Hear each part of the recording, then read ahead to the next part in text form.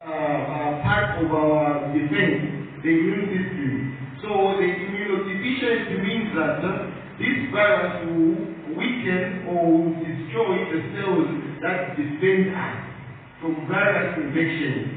And when we say AIDS, we're just saying that this is acquired immune deficiency syndrome. So acquired means that you got it from someone. It was passed on from someone. It doesn't mean that you are born with it in a way whereby we say the genes, like your mother has genes of HIV and then you acquire them. No, it is passed on, meaning someone who was infected passed the virus or the infection to you. So that's what the acquired means. And then the immune, we are saying that the immune system, right? And then deficiency, the immune system is now destroyed. And then the syndrome is just a collection of symptoms or diseases. So we are talking about AIDS being the final stage of HIV, meaning if you have things like TB, you have things like cryptococcus, or you have pneumonia, then you are said to have AIDS. So AIDS is just when these infections, what we are calling the opportunistic infections, the TBs, the pneumonias, the diarrheas, the epizosta, the shingles, when this comes in, okay, I know these are made to sense, but then maybe I can explain something like the shingles. That's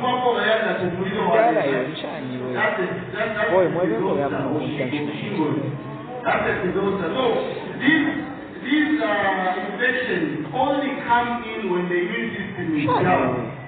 TB will only come, you only have TB when your immune system is down. You cannot have it when your immune system is up there. So when you see someone with TB, that's someone, their immune system is not okay, down, low. That's why they are having TB. So that's about HIV and AIDS. Now going to the question that says, what are the trains that are leading to, okay, the hands, I don't know if they can wait.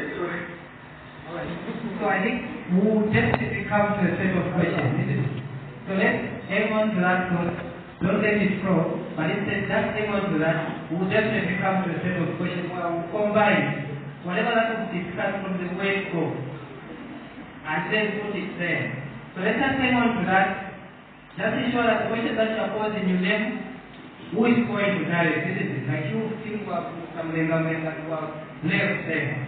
So let's ensure that our questions are straight and they are going towards our given target, okay? So let's move on to that talk. Is that okay? Alright.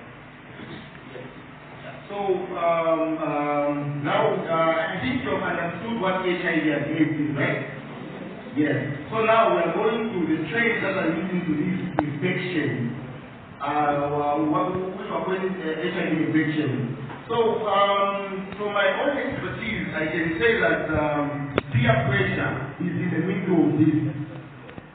Peer pressure is in the middle of it all. Of course, we have lack of information, and also we have coercion or rape. By coercion, I just mean that I know there are people we are calling blessers. I know you are quite aware of them. Blessers who are coercing young girls that I'll give you this in return you give me that. You know what that is? Yes, that is it. That is sleeping with someone, right? So coercion, and of course we have rape, where there's someone is just or they are overpowered. So we have rape, coercion, we have also lack of information, and also we have just peer pressure, because with peer pressure we have a lot of flashy trends that are coming in. We have phones, iPhones, people want to own these expensive phones. People want to look good. They want to have the latest fashion. With guys, mostly it's not about they wanting to have phones and the like. But for their peer pressure, for the guys, it's about wanting to be a man. Like I want to show these guys that I can sleep with a lot of girls because I have game.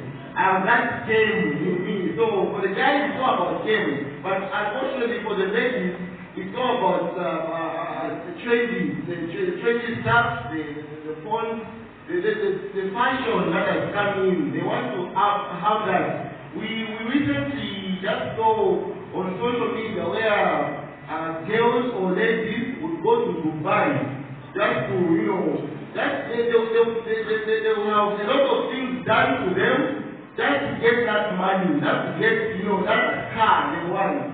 So it's all about peer pressure. So lack of information, of course, people don't know how to protect themselves.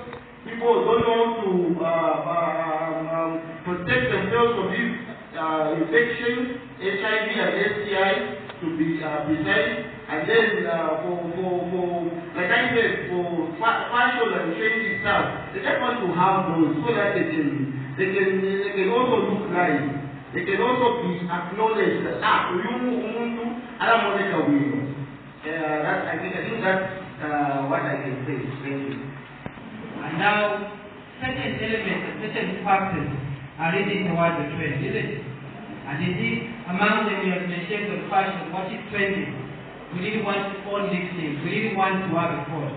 But the means in which we are getting them are actually leading to the same cases of HIV and AIDS. And when you look at this age, 14 to 24, this is when we tend to be exposed to a lot of things, isn't it? We are just graduating and Sunday school.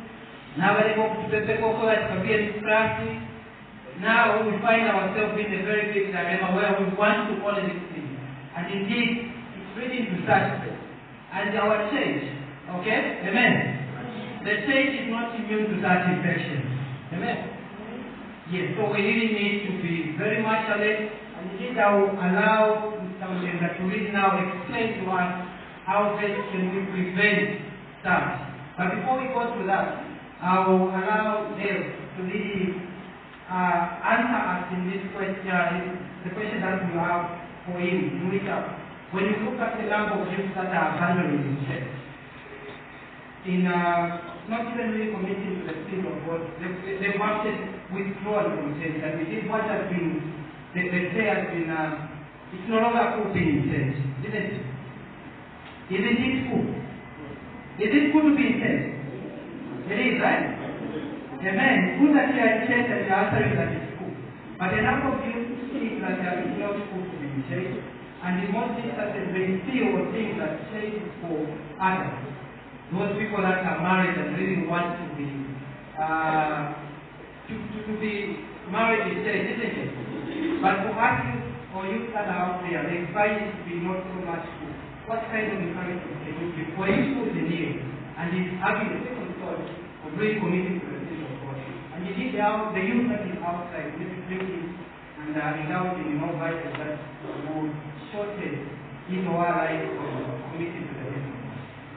Thank you so much for the question. I want you to pay much attention because this is a sensitive question. I'll begin by saying that challenge the way we come up with programs at church. They make actually used to be goals. So as a result, there is nothing that is actually making them just to attend the church program. Then another thing is what Mr. Mlenga mentioned, lack of information.